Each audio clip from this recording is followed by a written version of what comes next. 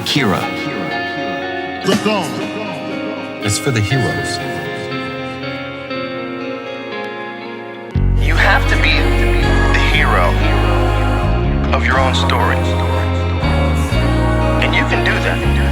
You have to be the hero of your own story. And you can do that. 90% of it is just showing up. Get there and start working. Like, you're not gonna feel perfect every day. Gotta be those days you push through. This is what I want you to do. Write down what you would like to fix about your life. If you're 30 pounds overweight, you wanna lose 30 pounds? Do it the right way. Write down what you eat. Exercise every day. Force yourself to do it. The brain is the general, the troops are the body, and you get up and you do it. And then you get to write it down. You know, you're doing what you gotta do to get by, but ultimately you're not respecting yourself. I think we all have a certain amount of appreciation and respect for hero figures. We all look at the guy who never lies, always does the right thing, and fucking helps everybody out, and that's the John Wayne character, you know, that's the ultimate hero. The ultimate hero. You have to be the hero of your own story. And you can do that. You have to be the hero of your own story. And you can do that. And when you look at your own life and you don't stack up, you're a thief, you stole money from your wife's purse, and you don't want to smoke cigarettes, but you fucking have to, you can't deal with the stress and smoke. You devalue yourself. You slowly start devaluing yourself. You look at yourself and you realize that if you were judging yourself, you would judge yourself unfairly. You can't pretend you're the hero of your story. Hero of your story. Most people get stuck in these patterns, find themselves in the person who doesn't follow through on their ideas. When I start things and I quit. No, you don't. No, you have started things and you quit, and it gives you a horrible sense of regret that's made you define yourself by that. You're not who you were a year ago. You're not who you were 5 years ago.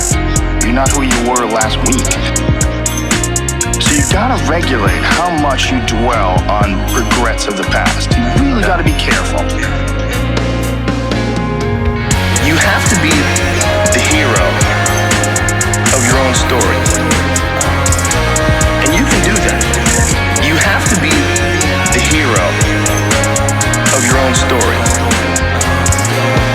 You can be the hero of your own story that woke up today. You can be the hero of your own story that at 40 years of age stopped, got out of bed and said, I'm not doing this anymore. I'm not doing this anymore. And I'm gonna get myself in shape and I'm gonna eat healthy. And I'm gonna do this. Because this is me now. This is me now. I decide that this is me. And people have to realize that you are not your past. You are not all the times you fucked up. You're not all the times you were drunk. That's not you. That's not you.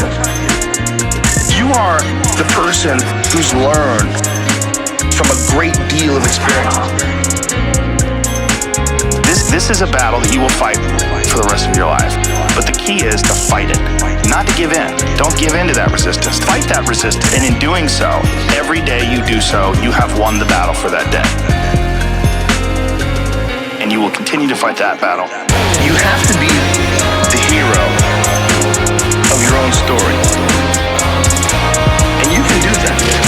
You have to be the hero of your own story. And you can do that. You have to be the hero of your own story. And you can do that. You have to be the hero of your own story. And you can do that.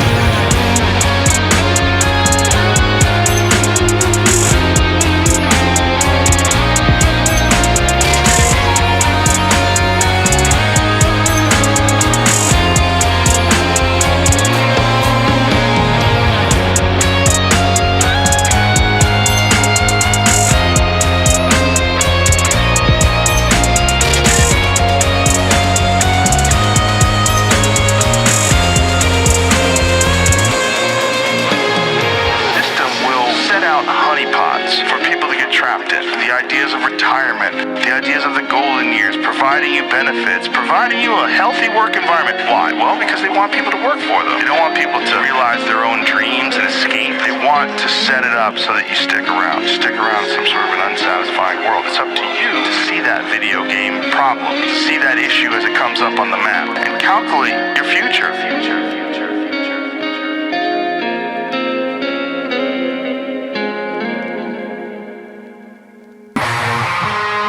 There's also an issue with momentum.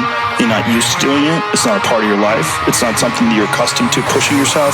There's been many days where I didn't want to work out. I just didn't feel like I had the energy, and I just forced myself. And I think there's very few people out there that know how to force themselves. That's a learned skill. You have to have like real rigid requirements of yourself where you don't allow yourself to back out of things. Akira. The Don. Just go come, do something, do something, do something, do something, do something, do something, do something, do something. Excuses are a giant part of the problem. It's not simply a physical health issue. There's also mental aspects of it, and discipline's a big one. I just know way too many people who are weak mentally. I can't just chalk it off to only the way they physically feel.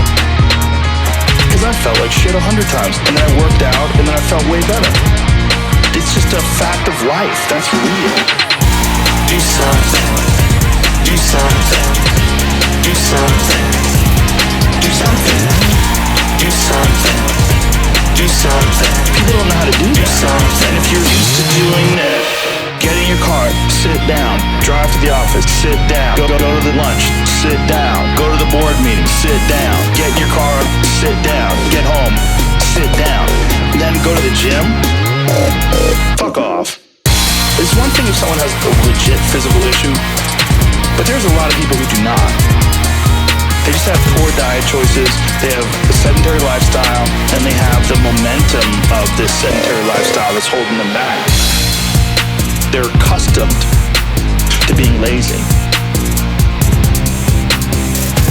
You don't have to do a lot, you just have to do something.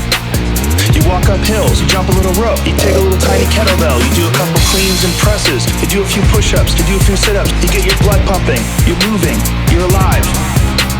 To say you don't have enough energy to exercise, that is crazy to say. Can you walk to the fucking refrigerator?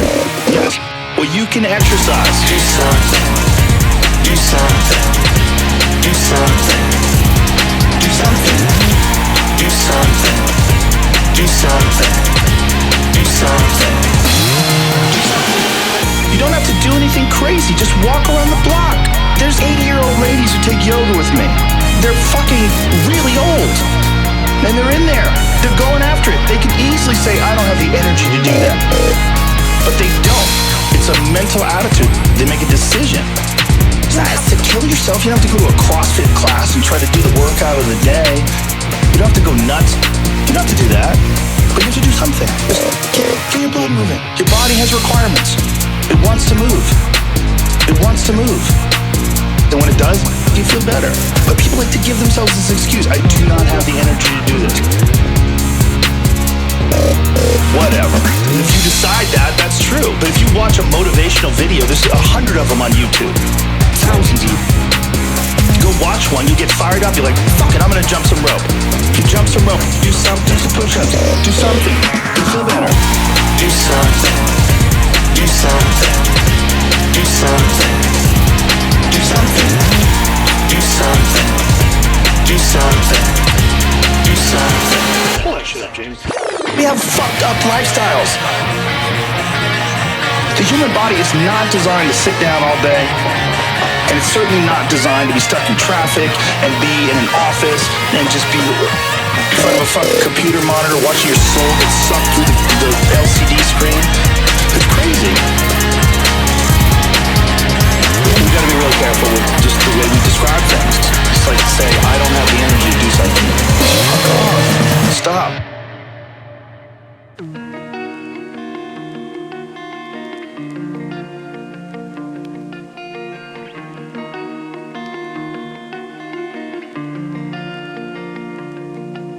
We're going to go back to Boston. Okay. Okay, so you said that's really where things started for you. So you moved there when you were 13. First of all, like, what kind of kid were you in school? If ADD is real, I certainly had it, and I was very, very interested in what I was interested in. I was very uninterested in people telling me what to do. Essentially couldn't wait to get out of school. But I would excel at things that I had interest in. Initially it was art. I wanted to be a comic book illustrator until I really got into martial arts. And martial arts became the focus of my life. Around 14, 15 years old, that's when I really became massively obsessed. And that was really the first thing that I ever did where I really didn't feel like a loser. Like I really felt like, oh, I actually have some talent. I actually can be exceptional. It was like something, because I grew up constantly moving, didn't really have a lot of friends. I would be new in this town. I'd get picked on. I wasn't a big kid. And there was a lot of issues with that psychologically. I didn't like being afraid of other kids. I didn't like not knowing what to do if I ran into kids. They were going to bully me and pick on me. Martial arts changed that 180 degrees. And then I became someone who I would be afraid of. I became the opposite of what I was. And then I became someone who I would be afraid of. I became the opposite of what I was. So what I was someone who was terrified of conflict, didn't know what to do. And what I became was a Taekwondo champion. I became a martial arts champion. I knew how to fight. How did it come about? It was very fortunate. I'd done a little bit of martial arts training. Then one day I was in Boston for a Red Sox game. And as I was walking home to the train station, I decided to go check out the Jae-Hun Kim Taekwondo Institute. It was right there. So I went up the stairs, and as I was walking up the stairs, a guy named John Lee was training. I heard this crazy sound. What it turned out to be this man kicking this bag and slamming his heel into this bag and having the chain snap and rattle and thud of his heel slamming into this leather bag. I got up there and I watched this guy work out. I couldn't believe a person could do that. I'd never seen anybody kick something so hard in real life. Anybody that had such incredible martial arts skill like this guy did, John Lee, who became a mentor of mine. That changed everything. I was there the next day. I talked to them. They gave me a brochure and a pamphlet. I was probably there every day of my life until I was 22 years old. Just completely by luck, wandered into one of the best schools in the world for Taekwondo. I just got lucky. I got really, really, really lucky. I became someone who I would be afraid of. I became the opposite of what I was. And then I became someone who I would be afraid of. I became the opposite of what I was. I had keys pretty quickly. Right away, my instructor recognized that I was pretty obsessed and I was physically pretty talented. So he had me teaching classes instead of paying. One of the best ways for someone to get good at martial arts is actually to teach. You actually refine your technique. You think about it more. I was 14 or 15 by the time I got to that school. I had my black belt by the time I was 17, and I was competing in the adult division by then. I won the state championship when I was 18, and I won it every year from then until I stopped. Luckily, with high school, kids heard about it right away. One of the kids you go to school with is flying all over the country, kicking people in the head. They just avoided me. People avoided me. Junior and senior year, I'd already become this weird kid that was obsessed with martial arts. I spent most of my life, from the time I was 15 till I was 21, training and competing. I probably fought over 100 times. 100% singular, uniquely singular. But I avoided most of the pitfalls, high school partying and all that stuff. I didn't do that because I was scared of getting hurt. I was scared if I showed up for training hungover that I'd get beat up. I was scared of anything that would take even a tiny bit away from my performance as a fighter because I was obsessed with it. I became someone who I would be afraid of. You know, I became the opposite of what I was. And then I became someone who I would be afraid of. You know, I became the opposite of what I was.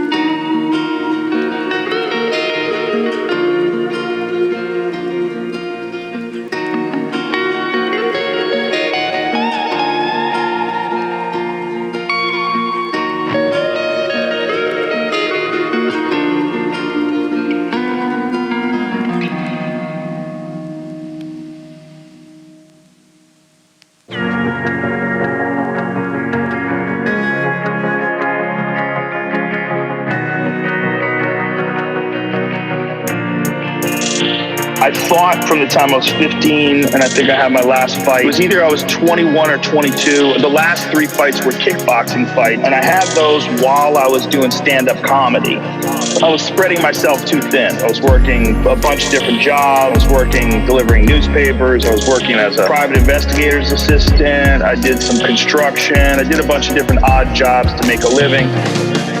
I had 3 kickboxing fights, and I was entertaining the idea of fighting professionally. But I was also starting to get really worried about brain damage. I did a lot of boxing sparring and a lot of what you would call gym wars, where guys we would beat the shit out of each other. And you'd get hurt, and you'd come home with headaches. You basically were fighting in the gym. The gyms that I came up in were real hard-nosed, really, tough gyms. If you weren't tough, you did not survive, and they weren't interested in anybody that couldn't take a shot or anybody that wasn't willing to go to war.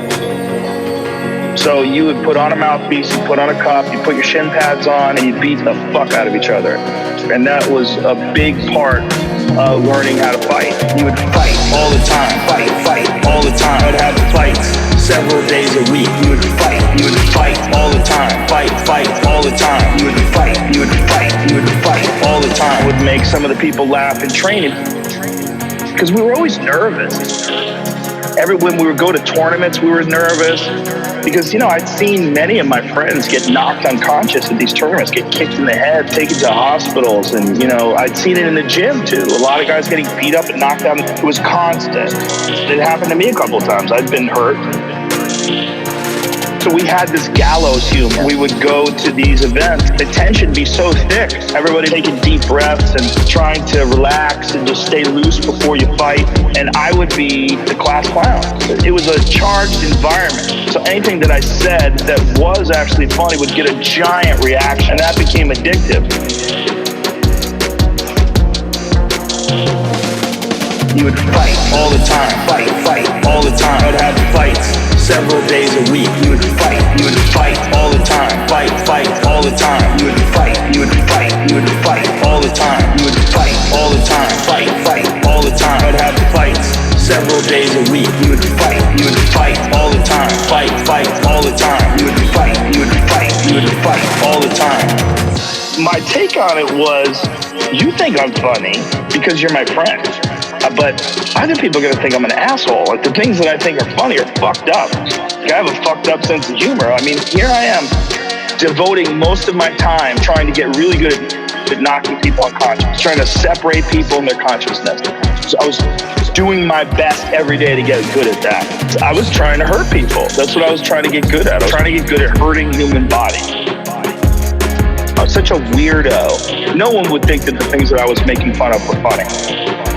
But I knew from martial arts that if I worked really hard at something, I could get good at it. And I had this thought that maybe I could do that with comedy because I didn't want to fight anymore. I mean, for a person who's been through what I've done with my body works remarkably well. But the brain damage thing, I don't know. I really don't know. I really sit back and think about some of those wars that I was in. And my last fight, I got TKO'd. I got stopped. I got hit with a left hook and dropped. My legs went out from under me, and then I got up and I got hit again, fell down again. They stopped the fight. So that was when I decided I'm gonna stop. I know where this is going. I saw guys at the gym with punch drunk, slurring their words, they would forget things. And I had seen some people progress towards that. And it was very, very disturbing. And I'd be lying in bed at night after a hard sparring session, my head would be pounding. I would think, what am I doing to my fucking brain? Like, what am I doing to myself? I got real lucky that I found stand-up comedy. You would fight all the time. You would fight all the time. I would have fights several days a week. You would fight all the time. Fight all the time. You would fight all the time. Basically, you're having fights all the time. You would fight all the time. I would have fights several days a week. You would fight all the time. Fight all the time. You would fight all the time.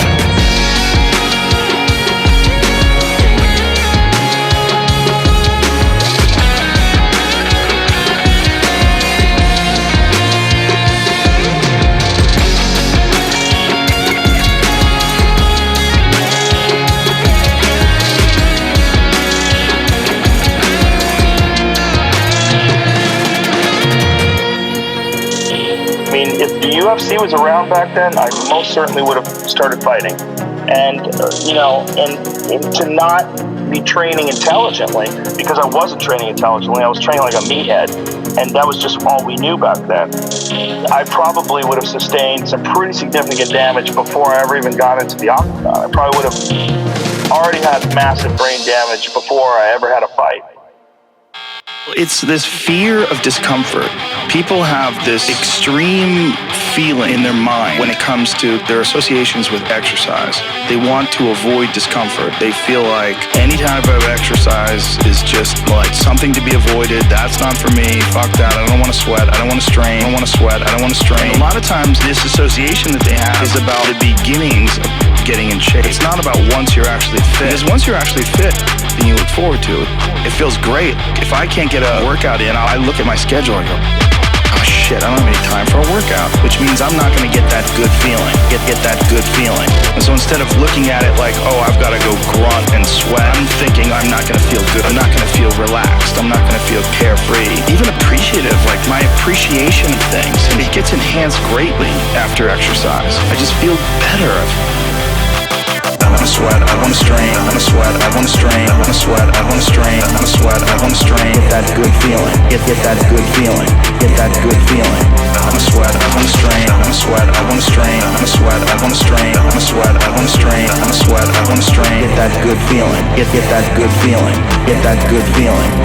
It feels great. Most people, their associations are to avoid anything that's uncomfortable. It's so illogical. Discomfort is your friend. It really is. Discomfort, not being happy and content with certain situations in life, they're massive, massive motivators. They're amazing at facilitating change. Yet our instinct is to avoid those and just sit on the couch and watch some fucking reality show. It's bizarre. When I get really disciplined and really consistent with my workouts, I almost feel momentum. I feel like there's a push behind me, like, all right, yeah, now I'm doing it. I want to sweat, I want to strain, I want to sweat, I want to strain, I want to sweat, I want to strain, I want to sweat, I want to strain. Get that good feeling, get that good feeling, get that good feeling. I want to sweat, I want to strain, I want to sweat, I want to strain, I want to sweat, I want to strain, I want to sweat, I want to strain, I want to sweat, I want to strain. Get that good feeling, get that good feeling, get that good feeling.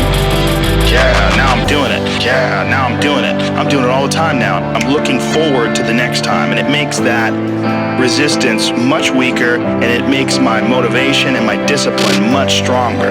I think a lot of it is based on just the consistency. Blowing something off is not just bad for you physically, it's also bad mentally, because then that option is now available. The option to fuck off. You did it before, and you're probably going to do it again, and you'll get mediocre results, not just in that aspect of your life, maybe in all aspects of your life. That option to fuck off, when you embrace it, that is a pathway that you might choose when it comes to dealing with conflict in your personal life, business decisions, career decisions, like an uncomfortable decision that you might be faced with, what your pathway is in life, but you don't do it. Instead, you fuck off. And that inclination to fuck off, that gathers momentum as well. The inclination to be disciplined, that comes with momentum. I think both things. You take a path. I wanna sweat, I wanna strain, I wanna sweat, I wanna strain, I wanna sweat, I wanna strain, I wanna sweat, I wanna strain. Get that good feeling, get that good feeling, get that good feeling. I wanna sweat, I wanna strain, I wanna sweat, I wanna strain, I wanna sweat, I wanna strain, I wanna sweat, I wanna strain, I wanna sweat, I wanna strain. Get that good feeling, get that good feeling, get that good feeling. It feels great.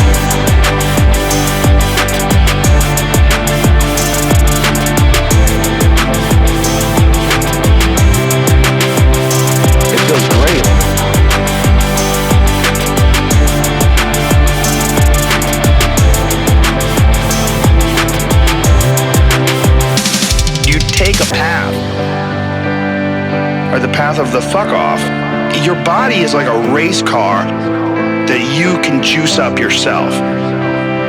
Like you can add the fat tires, you can add improved suspension, you can beef up the horsepower of the engine. You can do all that yourself. Or you could just choose to have this shitty body. No one's under the illusion that you're gonna live forever, but you are enhancing the experience that you're currently involved in right now. You are alive, you do experience this life, but do you experience this life optimally? Is it as enjoyable as it can be? And we all know that there's a spectrum for that enjoyability. Like we've all had times in our life where it's not been so great, and then times in our life everything came together like, what a fucking great day, woo! Great day, woo! Great day, woo! Great day, woo! Make more of those! Make more of those! Make more of those! You can make more of those. And then the whole thing's better, and then the whole thing's better. And I think when that whole thing is better, it affects everybody you touch, everybody that's around you, everybody you come in contact with. That in turn, I mean, it sounds so grandiose, but in turn can affect the entire race of human beings.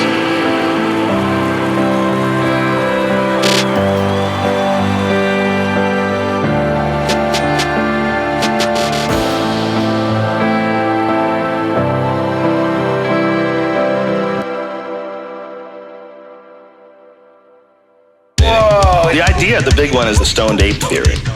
Terence McKenna's theory was the reason why the human brain size doubled over a period of 2 million years, and he equates it to the time where the climate changed and rainforests receded into grasslands, and these monkeys climbed down from trees, started experimenting with new food sources. And they would flip over cow patties to find like bugs and beetles and shit. When they saw mushrooms growing on the cow patties, certain groups of these monkeys started eating these mushrooms. Two things happened. One, it increased their visual acuity and made them be able to see much better. And then the other thing that happened is it made them horny. So here you have these better hunters, they can see things better, they can throw things and they're more accurate, and then they're horny, so they're gonna fuck.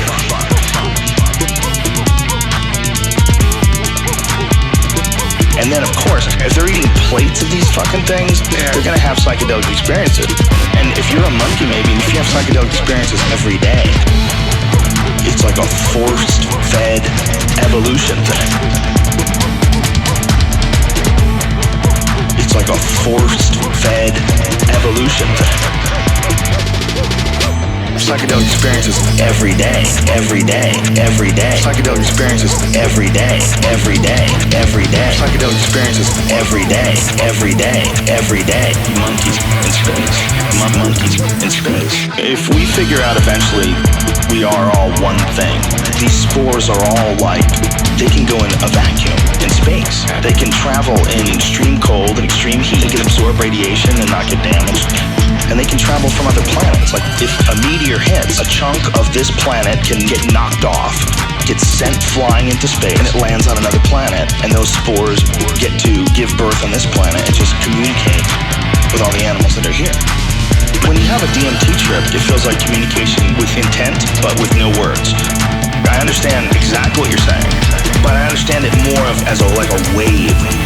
It's like a very clear and obvious wave of information. One of the times I had this DMT trip, the DMT things, they always say a bunch of the same thing. Relax and don't give in to astonishment. But they're not using words. That's the next shit, man. Psychedelic experiences every day, every day, every day. Psychedelic experiences every day, every day, every day. Psychedelic experiences every day, every day, every day.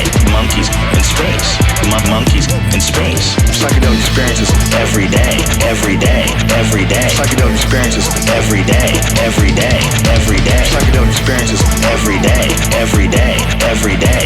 Monkeys in space. Monkeys in space. Starting to look at this, they're starting to back off, starting to look up at the sky.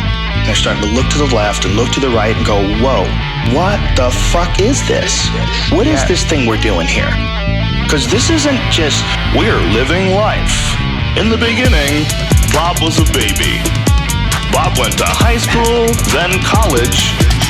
He played a bit of football before settling down with his... No. That's just shit we made up to make ourselves feel more comfortable. I mean, those events are actually taking place. Bob is going to school, but that doesn't mean shit, okay? What really means something is we're flying through the fucking universe. Flying through the fucking universe. We're in space. We are in a ship. It's an organic ship. We're not on the ground.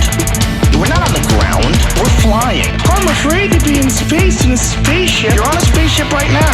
It's just fucking huge. It's a 24,000 mile across spaceship. Okay, it's a spaceship. That's what it is. Okay, it's a spaceship. We're not grounded. It's not like the universe is a solid mass and we're sitting on it. We're flying.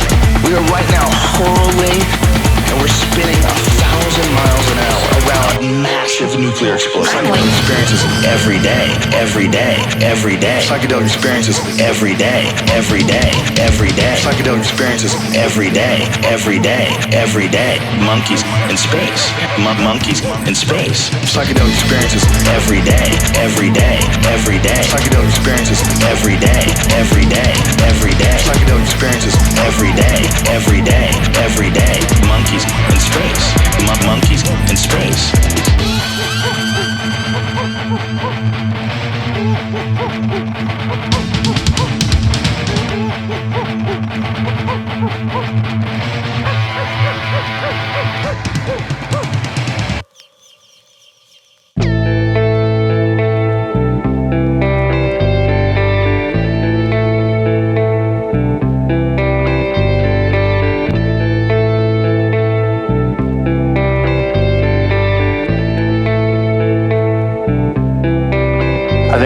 What happiness is a management issue. You could be in a shit state of mind right now, but you can make some decisions to adjust that, and over the next couple hours, you'll get to a much better place.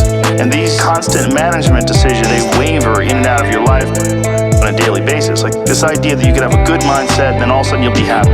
But that's horseshit. It's like the tide. It comes in and it comes out. There's gonna be days where you're just not feeling so good physically. That's going to affect the way your happiness level is. It's never static. It's never exactly the same.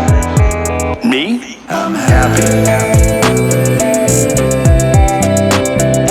Happy as fuck is what I would say. Happy. Happy as fuck is what I would say. It's like hunger.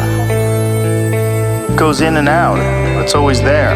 This is something I've cultivated for a long time and avoided things that make me unhappy and figured out what those things are and been very rigid about eliminating them from my life. There's a lot of cynicism in these days about inspiration, motivation, because there's a lot of fake shit. See a million of these inspirational quote pages run by people that are probably depressed. You know, you see a lot of people that are talking about how to get ahead in life, but they're not really doing anything themselves. So there's a lot of cynicism involved in that. But there's also sincerity in it. If you just look at it with a pure heart and a pure mind, you can get a lot of energy out of that. And when you're around happy, inspirational people that are successful, it makes you feel better. And you get inspired. And if you act on that inspiration, your life will be more fulfilled. And it's not just inspirational in terms of financial success, but in terms of doing difficult things. I'm happy. Happy as fuck, is what I would say. I'm happy. Happy as fuck, is what I would say. And I think that there's a lot of people out there that think somehow or another you're gonna get to some place where you're living in silk sheets and you're getting your toes done, someone's dropping grapes into your mouth. I don't want that. That guy's not gonna be happy. He's gonna be bored. An hour into the grape, get those fucking grapes away from me. Stop painting my toes. What am I doing in this bed? I gotta do something. The human organism, the animal that we are, needs constant stimulation because it evolved trying to find food and escape enemies. And this is the great joy that you have in taking care of your children. You can protect your children from the elements and the enemies. And it's also the great sadness that you see in losers. When I see a loser, I see some guy who's 43 years old, who lives in his parents' basement, and he fucking hates the world. I'm like, that was a baby that somebody just gave shitty nutrients to, food or in thoughts and ideas and examples. And this kid developed these horrible, self-defeating patterns of behavior that have led them to this point where they're this person with no future and no idea of how to get out of this rut and probably never will escape it.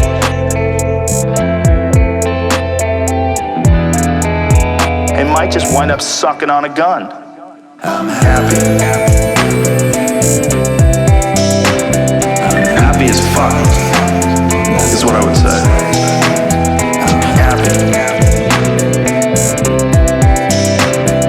Happy as fuck, is what I would say. This is the world that we live in today, and I think part of that world is because we have been fed this line of horseshit that you're supposed to seek comfort. And I don't think you are. I think you're supposed to seek lessons, and you're supposed to seek difficult tasks. Because if I just think, well, tomorrow I'm just gonna coast and eat Twinkies and watch TV. Oh, hello sadness, my old friend. Hello depression. Because when you're not doing anything, you feel like shit. And that's just a part of being a human being. And we can pretend that we're something other than what we really are. And we can pretend, nah, me, man, I'm just cool, just chilling, doing nothing. Bullshit. You're a fucking human. You evolved from the fucking hundreds of thousands of years of hunters and gatherers and people that were struggling. Human reward systems are carved deeply into your DNA. And if you don't respect that, if you don't respect the mechanism of happiness and fulfillment and what you really need to do in order to feel satisfied in life, camaraderie, family, struggle, learning are imperative. They're all a giant part of being a person. I'm happy.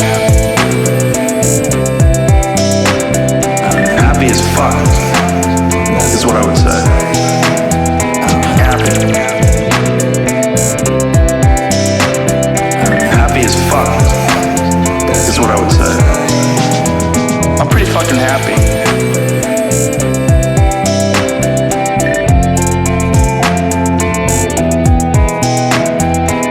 Fucking happy.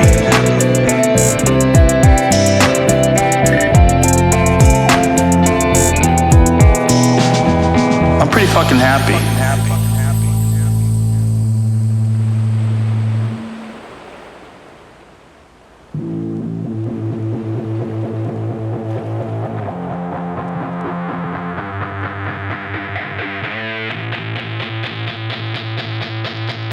Akira.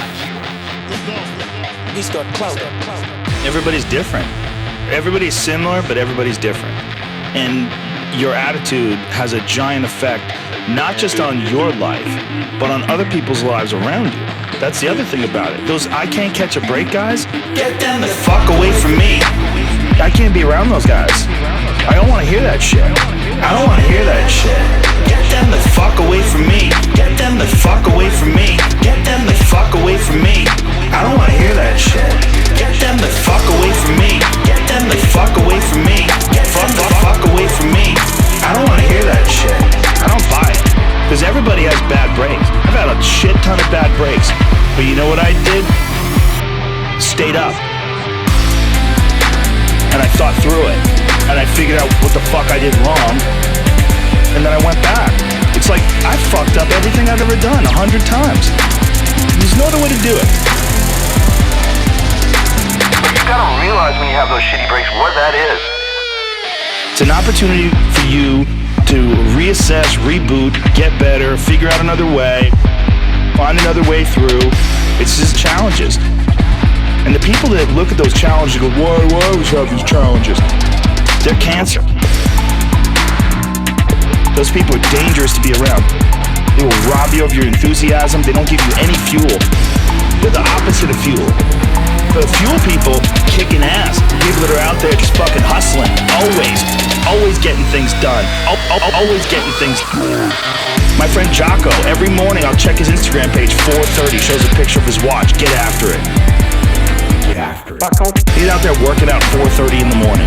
Does it every fucking morning. Why? Because he doesn't want to. That's how you do it.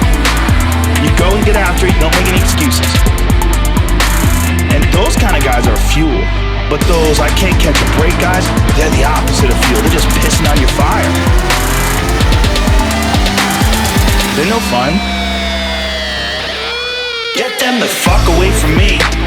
I can't be around those guys. I don't want to hear that shit. I don't want to hear that shit. Get them the fuck away from me. Get them the fuck away from me. Get them the fuck away from me. I don't want to hear that shit. Get them the fuck away from me. Get them the fuck away from me. Get the fuck away from me. I don't want to hear that shit. I don't want to hear that shit. I don't want to hear that shit. I don't want to hear that shit. Get them the fuck away from me. The people that surround them are all idiots. Because only idiots want to be around I can't catch a break guy. Only the dummies stick around. After a while, even if they're your good friend, you gotta be like, bro, you gotta fucking stop. You gotta stop with all this I can't catch a break bullshit. All the time you're complaining, you could be instead hustling. You could be instead chasing your dream. You could be instead figuring out what you're doing wrong, trying to improve certain aspects of your life, getting your shit together, reading a book, meditating, something. Fucking something. Something. Fucking something. But this I can't catch a break shit is not helping anybody, and it pushes everybody away from you.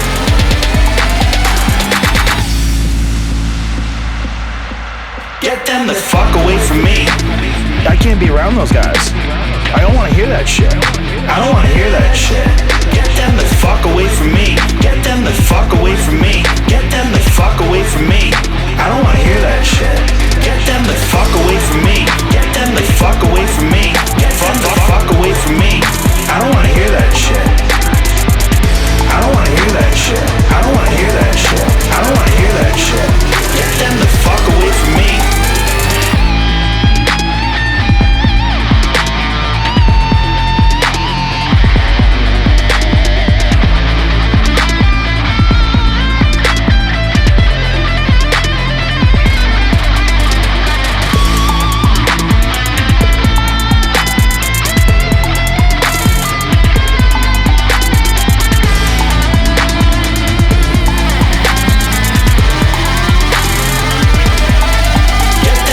Away from me.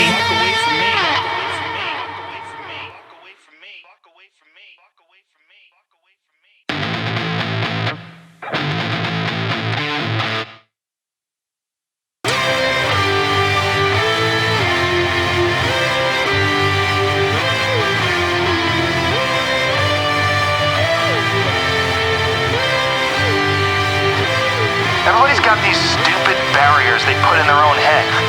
You gotta resist those goddamn things.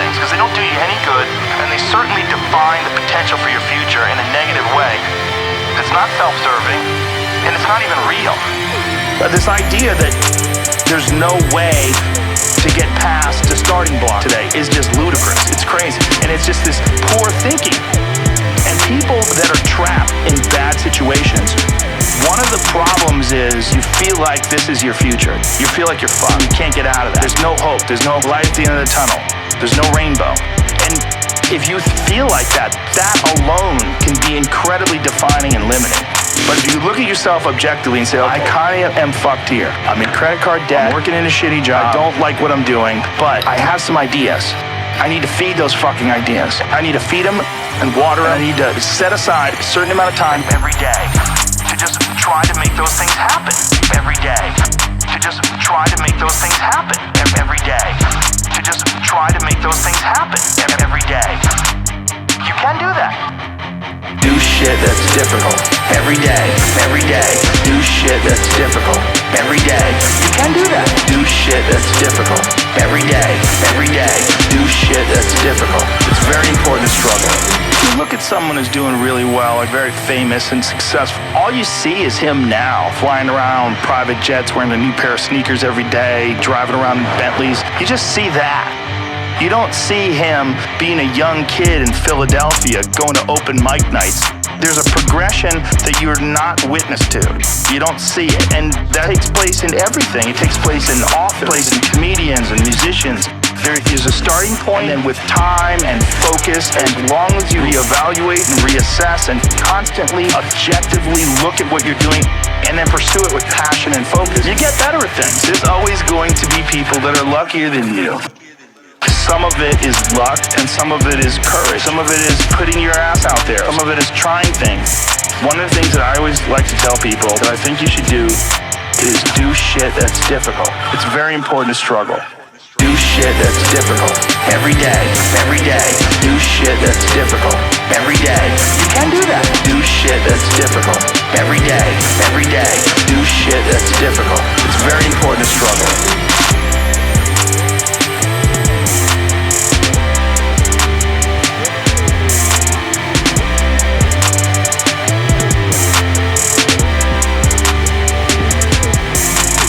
Failure teaches you things that you don't learn from success. I think failure gives you an opportunity for self-examination and also gives you a feeling that is very uncomfortable. And that very uncomfortable feeling helps you grow. And don't look at these failures as proof that you suck. Look at them as opportunities for growth. And don't look at these failures as proof that you suck. Look at them as opportunities to be motivated to do better.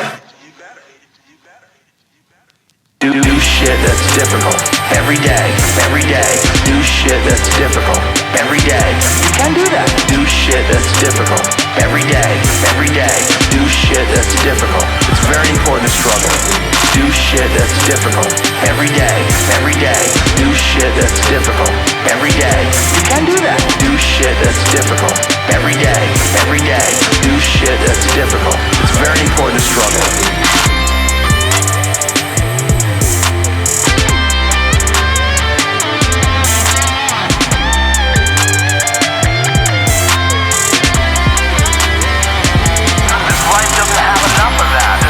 Struggle. You don't get to know yourself without struggle. You don't get to know your boundaries unless you push them. You don't get to know who you are really unless you're tested. Unless you're tested. Unless you're tested. Unless you're tested. Unless you're tested. Unless you're tested.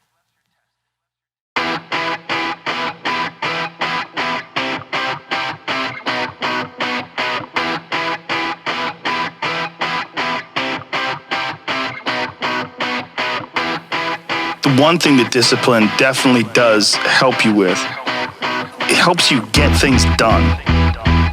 And when you get things done, when you actually do things, you have more success.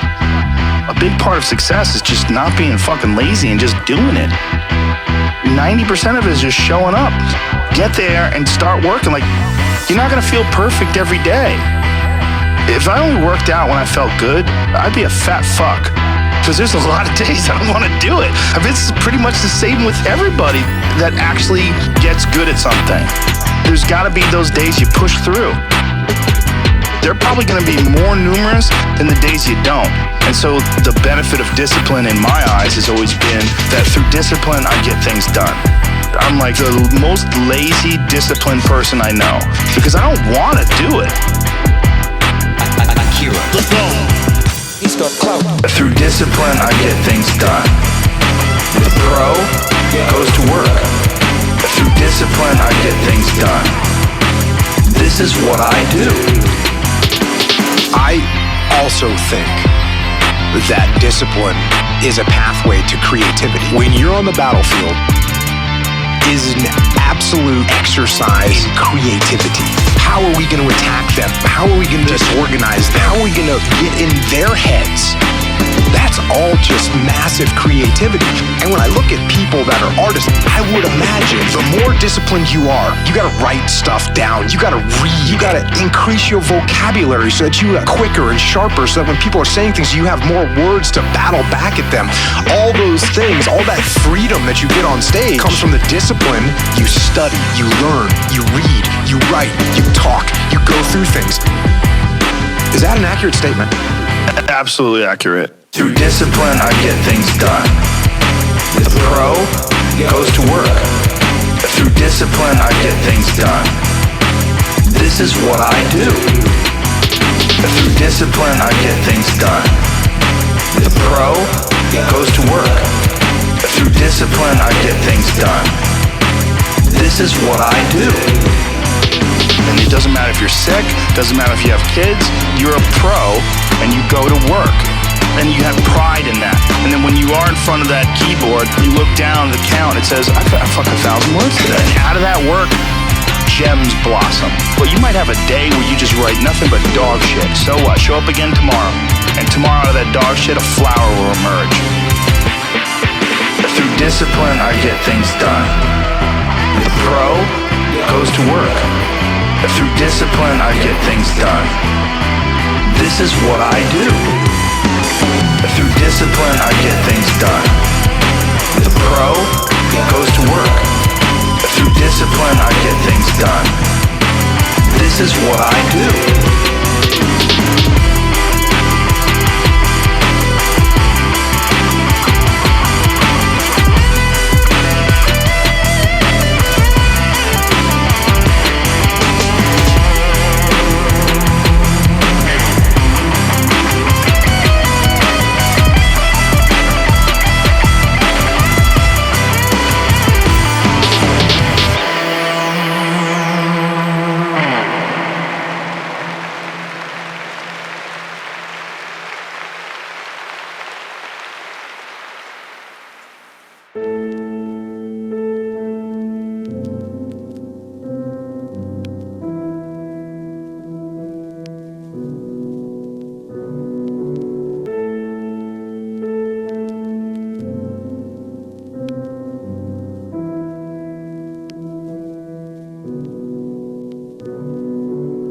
I didn't want to work with actors anymore. So I was happy that Fear Factor was no actors. Since I had a background in coaching, I was used to teaching people and I was used to encouraging people and getting people motivated. When someone was nervous and they're about to do something, I could grab them and go, look at me. You could do this. Look at me. You could do this. Look at me. You could do this. This is going to define you. If you back off, get scared, you give in to your fears, this is going to define you. Look at me. You can do this. Look at me. You can do this. If you just press and realize you can do this and succeed, it will define you in a positive way. You can do this.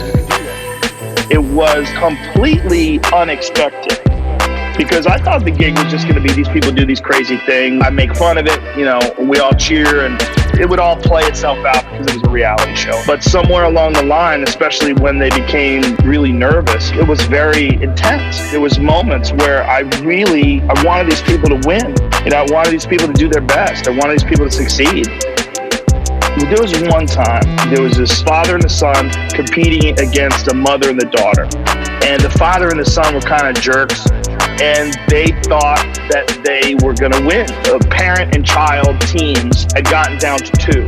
And it was the man and his son versus the woman and her daughter.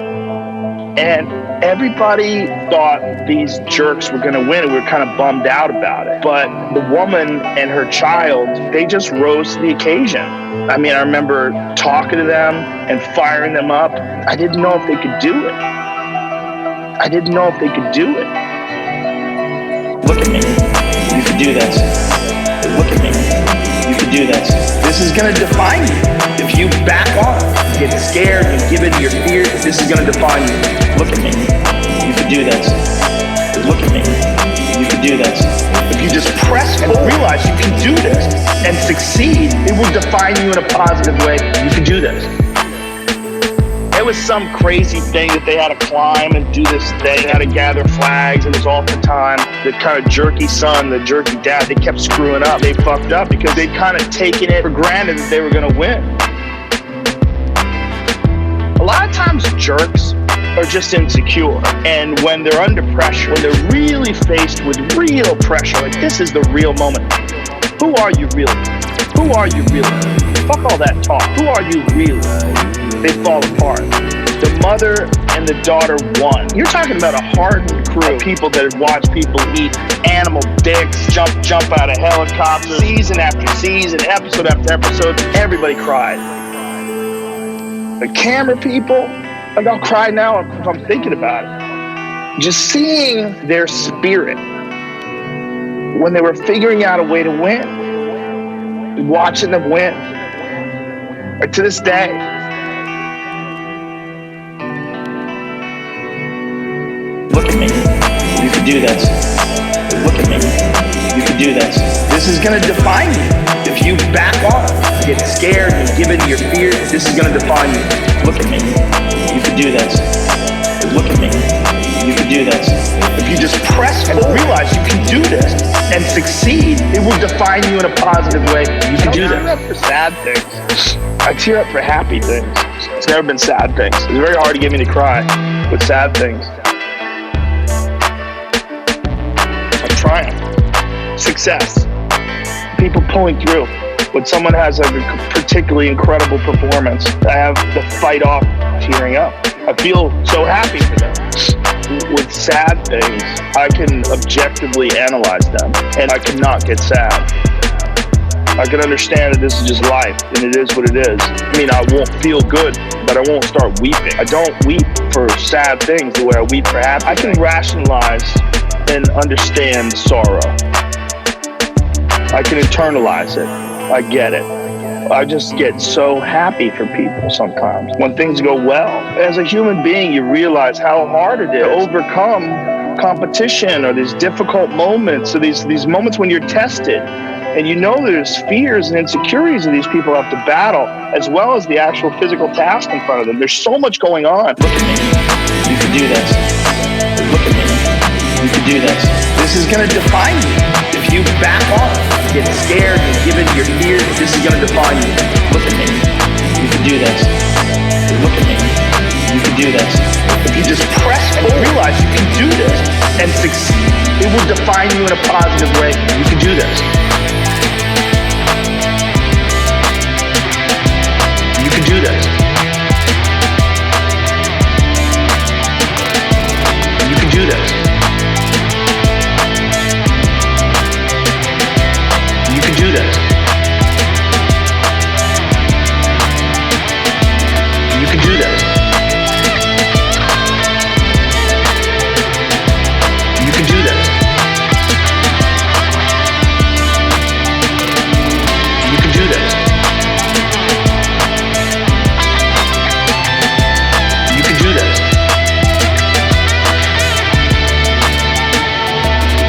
I am a student of human will. I love stories of discipline and success. I don't even like going to movies where they're sad. I'm not interested. I know it's sadness. I've been sad. I get it. I'm not interested in getting that in a form of entertainment. I like success. I like seeing people triumph. I like seeing the human spirit manifest itself in spectacular ways.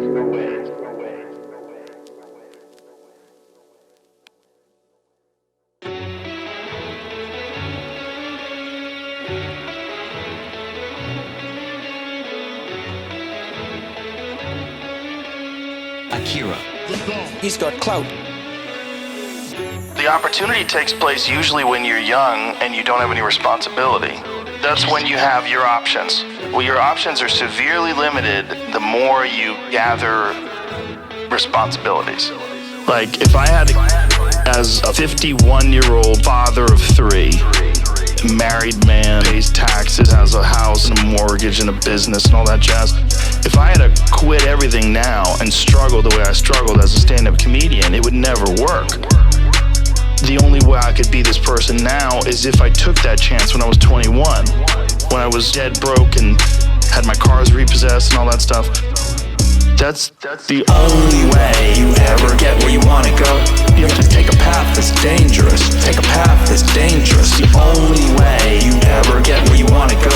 You have to take a path that's dangerous. Take a path that's dangerous. The only way you ever get where you want to go. You have to take a path that's dangerous. Take a path that's dangerous. The only way you ever get where you want to go. You have to take a path that's dangerous. Take a path that's dangerous. And most people want to take the safe path. The safe path leaves you stuck in quiet desperation. Almost every time. It's hell. It's hell. You're selling insurance or some other shit that you care zero about. It's hell. It's hell. It's hell.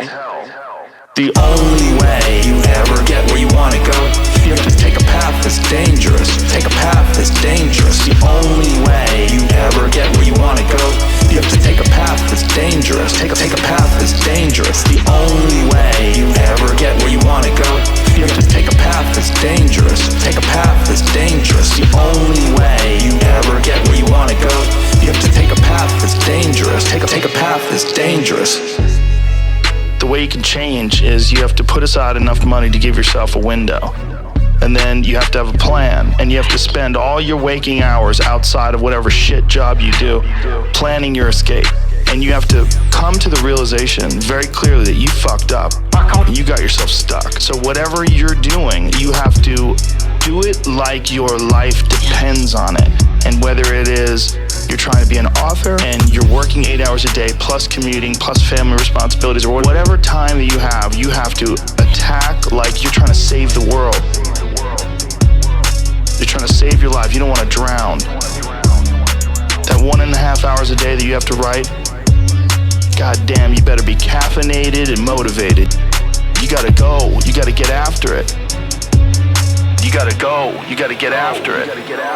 Get after it. The only way you ever get where you want to go, you have to take a path that's dangerous. Take a path that's dangerous. The only way you ever get where you want to go, you have to take a path that's dangerous. Take a path that's dangerous. The only way you ever get where you want to go, you have to take a path that's dangerous. Take a path that's dangerous. The only way you ever get where you want to go, you have to take a path that's dangerous. Take a path that's dangerous. The only way you ever get where you want to go. The only way you ever get where you want to go. The only way you ever get where you want to go, you have to take a path that's dangerous. Take a path that's dangerous. The only way you ever get where you want to go, you have to take a path that's dangerous. Take a path that's dangerous. And you gotta have discipline. That's most people don't have those things. Most people don't understand what it's like to really go for something and to know that the consequences of not doing that are horrific.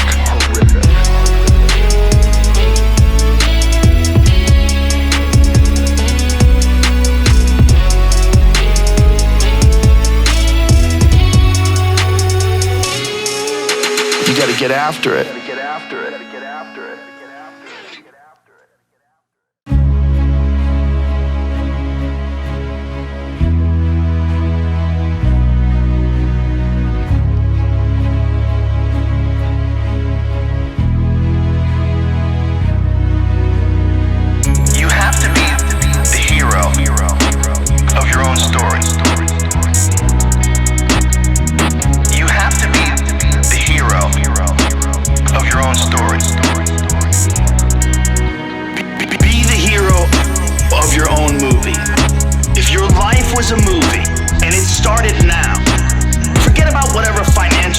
disasters you've had, personal failures, relationship failures. What would the hero of your life's movie do right now? Do that. Do those things. Do that. Do those things. Do that. Do those things. We define ourselves far too often by our past failures. We look at our past and we say, well, that's me. That's not you. You are this person right now.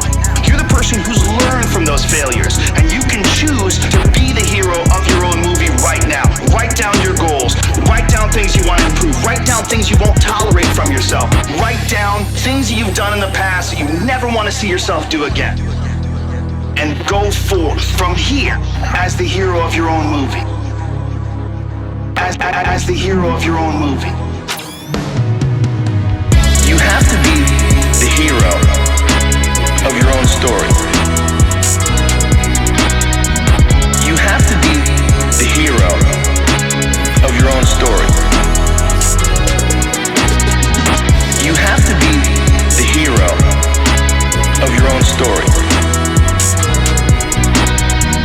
You have to be the hero of your own story. Build momentum. Build confidence and momentum with each good decision that you make from here on out. You can do it. You can do it. Anyone can do it.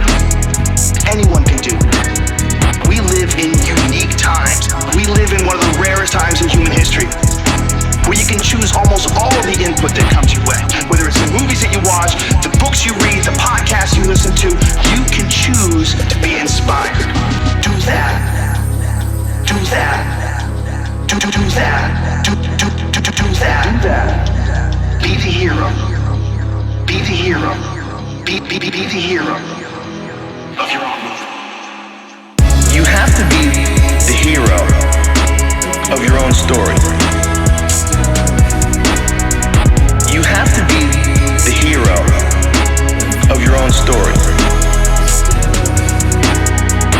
You have to be the hero of your own story.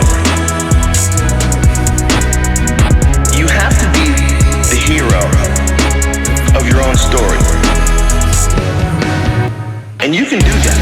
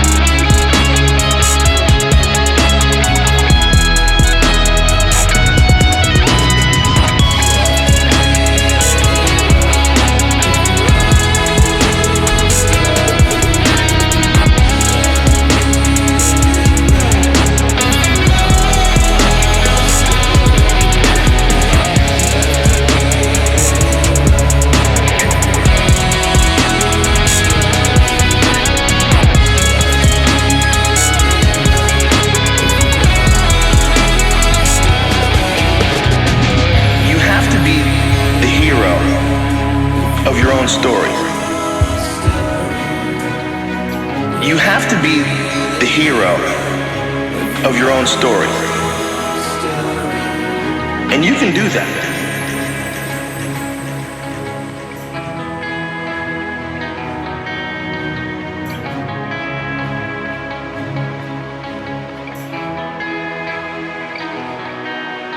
And you can do that.